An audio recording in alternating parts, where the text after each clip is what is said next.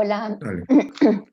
Bueno, yo después de que vimos el módulo de las emociones, generó en mí como muchas inquietudes, concretamente con lo siguiente.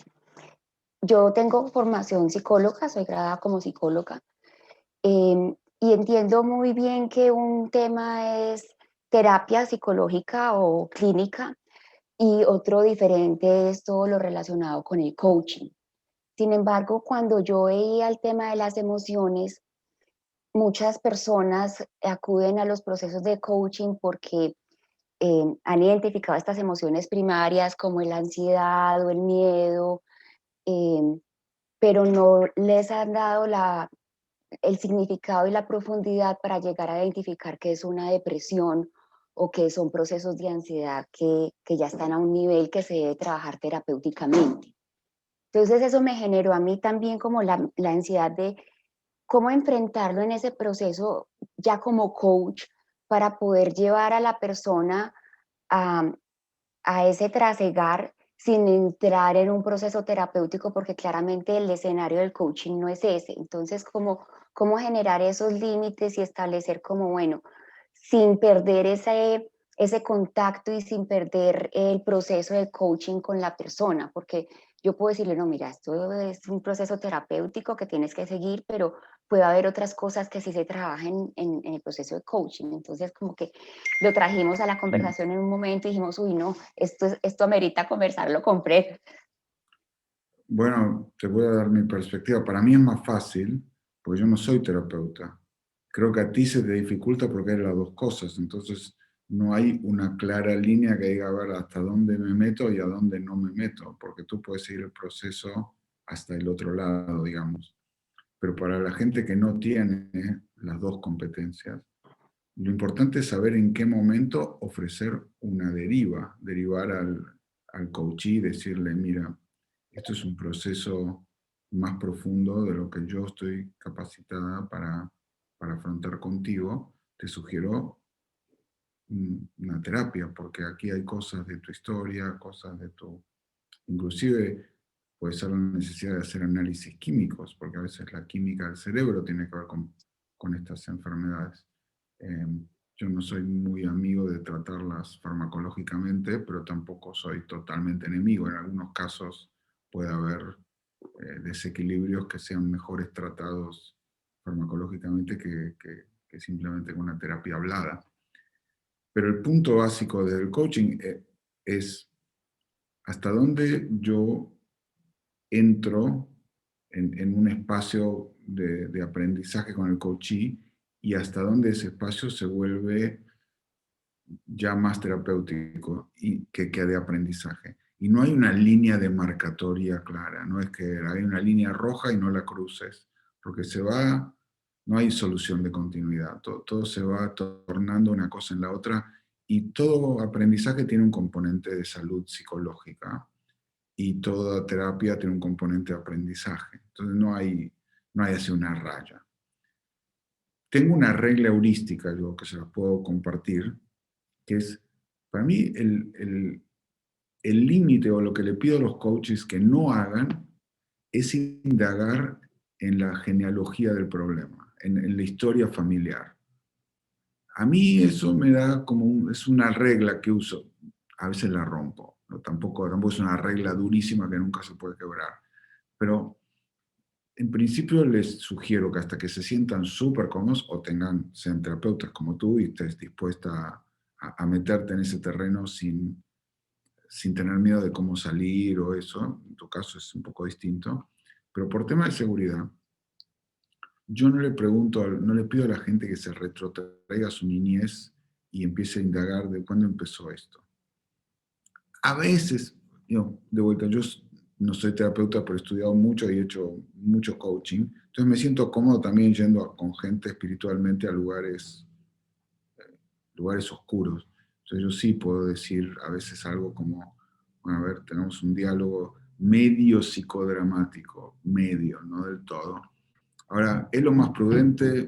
No, sé que pero jamás me ha salido mal, nunca he tenido un problema y lo hago con mucho amor y con mucho cuidado y también que son casos leves, como una persona que, no sé, hablemos, no sé, una chica que me dice, me congelo cuando un jefe me grita, y ahí tengo un jefe gritón y me deja congelado. Bueno, es obvio que eso tiene algo que ver con su estructura familiar, entonces no me parece terrible preguntar, ¿y cómo era tu relación con tu papá?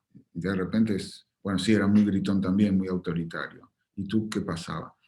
Eso no me parece grave, no es que es tan obvio que la cosa viene por ahí que casi me parece mal no tocarlo, pero es un tema delicado. Tal vez podría decirle, si no me tuviera confianza, llegaría hasta ahí y le diría, mira, esto claramente tiene que ver con tu infancia, con tu familia. Mira, a mí me parece bien, puedes aprender cómo lidiar, yo te puedo enseñar las técnicas, pero emocionalmente te va a resultar muy difícil. Y yo no soy la persona más indicada para ayudarte a sanar esa historia, porque tiene que ver con volver al pasado, con abrir cosas, tal vez muy privadas, que no puedas compartir.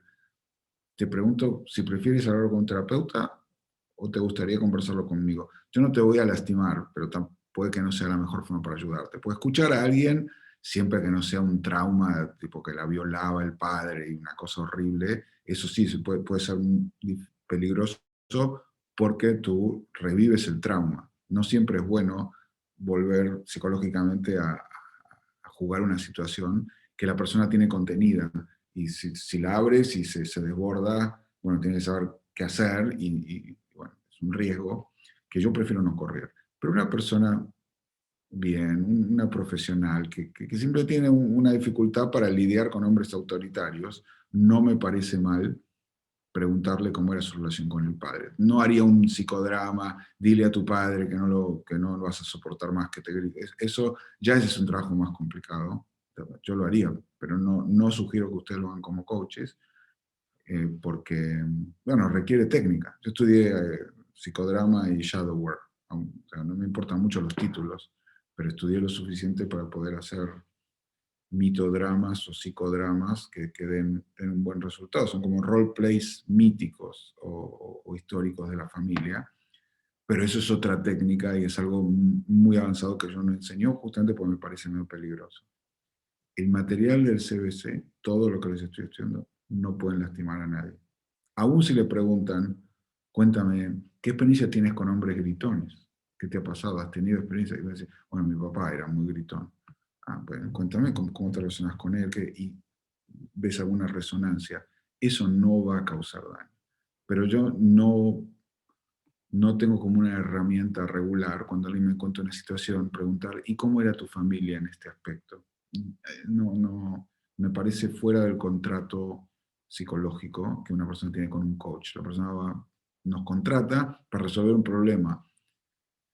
Si es posible resolverlo de cualquier otra forma, yo prefiero. Yo prefiero resolver el problema de la forma más superficial posible. Yo no me gusta, en oposición al coaching ontológico, que es ve al corazón del tema. No, quédate lo más arriba posible. Si la persona se tropieza porque tiene los cordones de los zapatos desatados, no le hagas una operación de cirugía del cerebro. O sea, no, es más probable que se caiga porque se tropiezan con los cordones que tenga un problema cerebral, neurológico.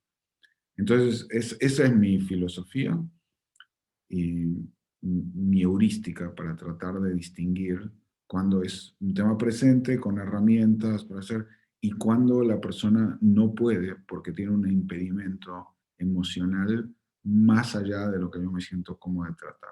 A veces lleva 2 o 3 sesiones porque la persona se siente perdida, aprende cómo hacerlo, lo hablan, hacen el roleplay inclusive y lo puede hacer. Por eso es tan importante al final de la sesión. ¿Lo harías? Sí. ¿Lo harás? Sí. ¿Cuándo? Hablemos. Y vuelve a otra sesión y sabes que no lo pude hacer. ¿Qué pasó? No sé, no me animé. A ver, cuéntame, ¿por qué no te animaste? Hablas.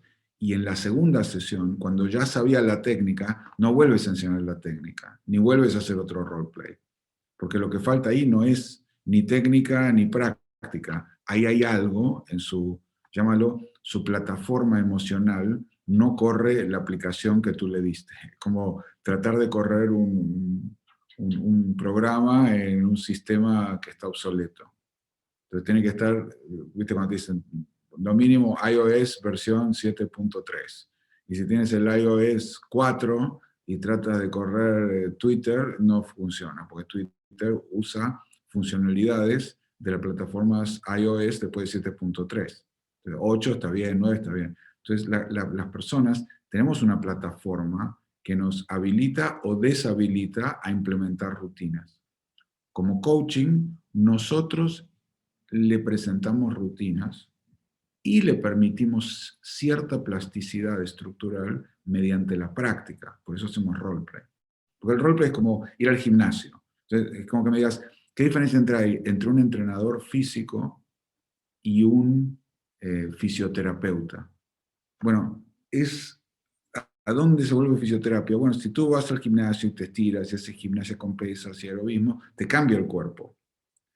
Pero es para mejorar desde una situación de salud en general, como puedes estar muy fuera de estado, pero tu cuerpo funciona. Ahora, si te dislocaste el hombro, ya no vas a ser un entrenador común, porque el entrenador te va a decir, bueno, haga el ejercicio y no puedes, porque no te da el rango de movimiento del hombro. Entonces, como que tu estructura quedó dañada de una forma que no te permite operar dentro del rango de plasticidad adecuada para el ejercicio. Ahí necesitas como algo que vaya más hondo. Entonces vas a un fisioterapeuta, o a veces el fisioterapeuta dice, mire, yo no te lo puedo arreglar, necesito una operación para cambiarle el tendón y que le ajusten otro lado, que le estiren, porque eso no se arregla con gimnasia, se arregla con una intervención quirúrgica. Entonces ya necesitas un cirujano, y así sucesivamente. Entonces, a ver, ¿cómo te suena lo que dije, Cristina? Me parece muy lógico y me parece que es una forma de no generar como una problemática mayor, lo que decías con el ejemplo de los cordones, pero sí dar elementos para que la persona pueda o continuar con su proceso de una manera adecuada o tomar la decisión de igual continuar con el proceso, pero con un soporte adicional de tener el médico especialista que le esté como trabajando por un lado y sin dejar de trabajar por el otro desde el punto de vista organizacional. Exactamente. Eh, entonces me hace mucho sentido. Gracias, Per, por tu opinión. Gracias por la pregunta. Es una pregunta muy importante y quiero que todos se sientan tranquilos, porque tú, Cristina, te puedes sentir cómoda que, bueno, si se va un poco de carriles, no pasa nada, porque yo sé cómo trabajar con gente que tiene patologías, no gente normal que quiere ser mejor, sino gente que viene en una condición patológica y quiere sanarse. Pero para todos nosotros que no tenemos eso, siempre es un poco de ansiedad decir, bueno, ¿qué pasa si alguno se me va del canal y lo tengo que traer de vuelta? Sí, Nuestra forma de coachear es súper segura. Realmente, mira que se han entrenado miles de coaches, no tengo ningún ejemplo, ni uno, de una persona que vuelva y me diga, se me salió de las manos, o la persona le agarró un brote, o no supe qué hacer. Ni una vez, puede que haya, pero yo nunca lo escuché. Y a mí nunca me pasó. Entonces, escuchar al otro con amor, con compasión, tratando de entenderlo, invitándolo a reflexionar, es muy raro, muy raro. Las cosas se van de las manos cuando tú empiezas a hurgar en lugares que la otra persona tiene cerrados. Ahí donde puedes abrir algo que mejor no. O sea, mejor no a menos que sepas cómo manejarlo y volver a cerrarlo. Y, claro. y eso, ahí es donde a mí me asusta un poco a veces todas las escuelas de coaching que dicen, bueno, vamos por todo. Digo, no, vamos por lo mínimo necesario para que la persona pueda empezar su camino. Yo soy más homeopático. Mi filosofía es, démosle un pasito, un poquito, porque hay muchas cosas que enseguida, digamos, otras escuelas de coaching las llamaría alopáticas. Dice, hay que operar. Y yo, no, dale un poco de, tengámosle confianza al ejercicio. A mí me gusta mucho ir al gimnasio y creo que hay muchas cosas que se curan con dieta y ejercicio. A veces sí hace falta ir al médico, pero no voy al médico. No tomo remedios, literalmente no tomo nada. A veces cuando voy a ver un médico, bueno, o sea, la verdad que por enfermedad, no me acuerdo la última vez que fui a un médico. Wow. Pero no me acuerdo, digo, en la escuela primaria debo haber ido. No he tenido ninguna enfermedad en mi vida. Sí he ido porque me disloqué el hombro escalando o tuve un desprendimiento de retina zambulléndome en el agua, tuve accidentes, pero no tengo un día de haber no ido al trabajo. O sea, no me acuerdo ni a la universidad, por eso ya ni me acuerdo, habrá sido en la escuela secundaria, supongo, me habré sentido mal. Bueno, soy duro también, o sea, me tengo que estar muriendo para ir a trabajar. Una vez estaba en Costa Rica con Microsoft, se dio vuelta el bote, estamos haciendo los rápidos, y se me redislocó el brazo, que se me había dislocado escalando, y Qué estaba en el medio dolor. de la selva con el brazo dislocado, una cosa, no me lo podían poner. Bueno, llevó como 4 horas volver a la civilización, ir a un hospital y que me lo pusieran. Y me dice, ¿por qué no te operas? Digo, no, porque fui en Estados Unidos y hay que estar 2 meses. Yo viajo mucho, no puedo estar 2 meses sin viajar. Me dice, yo te lo opero y puedes viajar. Digo, ¿puedo viajar mañana? No, no, si te opero mañana no puedes viajar mañana. Te tengo que ver por lo menos al día siguiente. Pero si está bien cicatrizado, el otro día a la tarde puedes ir. Bueno, porque tenía que dar cursos en Holanda. Y fui al otro día, me operó al día, al otro día fui a la mañana, me dijo que estaba bien, me tomé el avión a la tarde con el brazo atado. Y en Holanda, cuando estaba ahí, era divertido porque tenía que pedir a la empleada del hotel, que estaba en el front desk, que me ayudara a atarme el brazo a la noche para que no se me dislocara. Aprendí a escribir con la mano izquierda. Tuve 2 semanas dando cursos, escribiendo con la mano izquierda, pero a la noche era el problema porque me tenía que atar el brazo yo solo y no podía. Entonces, yo tenía miedo porque si me pasaba algo tenía miedo que le haga juicio, como se me dislocó, lo Claro. trató mal. Entonces, bueno, solo tenlo. Y yo era como una momia, yo me daba vuelta, o sea, yo me lo ataba, me daba vuelta y después me lo ataba yo, y ya lo único que hizo fue, y aún eso le daba miedo de liability, pero bueno, no fue una enfermedad, pero a veces sí, me duele un poco la cabeza, o eso. Pero yo confío mucho en la sanación del cuerpo, en la capacidad y el cuerpo y la mente, o sea, no hago esa Mente. diferencia. Entonces, el darle con el coaching un ejercicio suave y una oportunidad de trabajar sobre el tema en forma indirecta, tiene una consecuencia de sanación psicológica más profunda de lo que parece. Entonces, yo prefiero empezar por ahí y no ir como, a ver, vamos a hacer un psicodrama del momento álgido donde tu padre y tu madre se agarraron a palos y tú quedaste traumatizado. O sea, eso es muy pesado, ¿no? Nunca lo he hecho. Sí he visto otras cosas, pero y he visto gente hacer ese trabajo y por eso no lo hago, porque se requiere mucha delicadeza. Pero también he visto mucha gente sobreponerse a cosas horribles sin nunca realmente abrirlas, sino que consiguen armar una estructura alrededor de eso y pueden vivir muy funcionalmente. Si quieren explorar y sanarlas psicoespiritualmente, de mil amores, pero yo no hago ese trabajo.